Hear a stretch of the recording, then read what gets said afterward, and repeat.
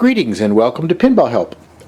Thanks for watching. This is part 3 of rebuilding the drop target assembly on a Stern Trident pinball machine. Now, if you watch part 2, I actually pulled this thing off and I was going to put it on the bench. And of course, I got all carried away in doing the work and not videotaping it, so I didn't videotape it. And I put the thing back together, but I'm going to talk about what I did on the bench anyway. I'm sorry, I screwed up there. But the hard part was probably getting it off. But let me show you what I did once I removed it and put it on the bench. So obviously there's 2 plates where you can remove the coil and the switches in the back.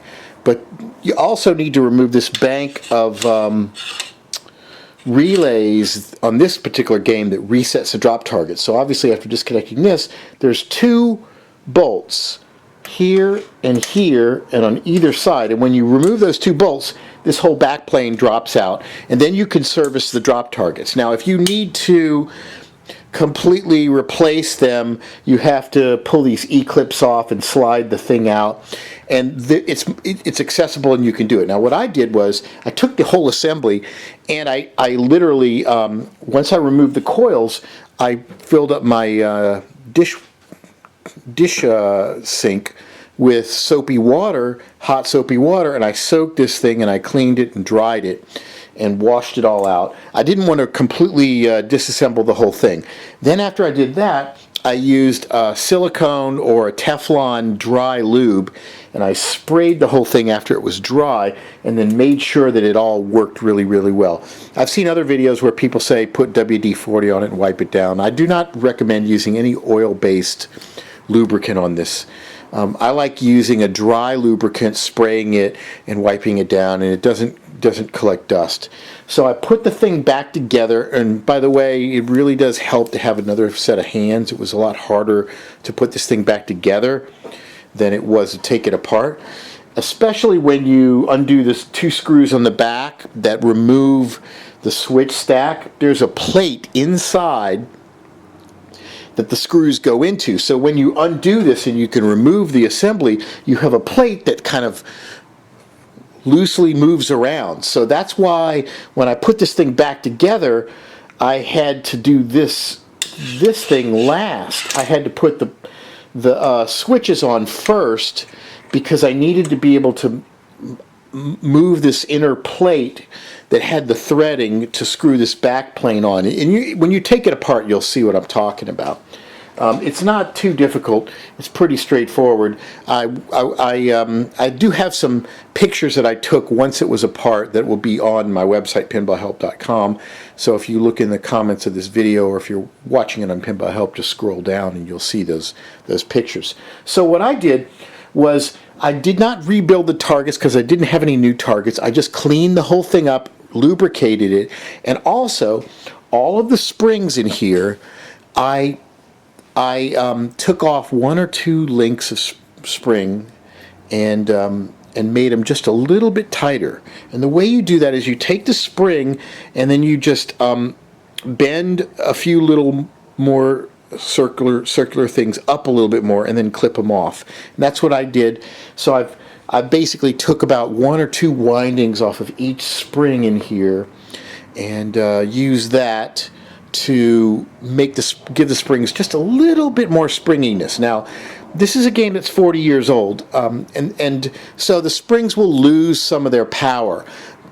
But like these things are like clocks. You want to be really, really careful. If the game has been in well-preserved condition, maybe the springs are not as fatigued. But use your own judgment. But generally speaking, you want to be very, very careful about readjusting any of the tension in these mechanisms. So let's pull this thing back down. I put it back together, and let's see how well it works now. If I had some new drop targets, I probably would have put them in, but I didn't have any. These targets seem to be okay, so let's take a look at them. They're a little bit worn, but they do appear to be working fine, and now they're nice and snappy, and they don't seem to stick halfway up. You'll see Initially, it starts with 2 drop targets of the 5. So we'll start the game. I'll throw the ball in just to make sure it's there. I've got the sound card disconnected right now. So we got target 1 and 2. And see, now it switches to 3 drop targets. It's kind of cool the way this thing, so we'll do the 3, and then it drops to 4, 2, and then there's all 5 of them. And so it is working the way it's supposed to work.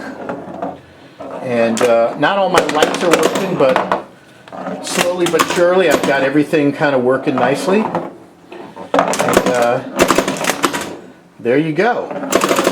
See, that's the way they're supposed to be, nice and snappy.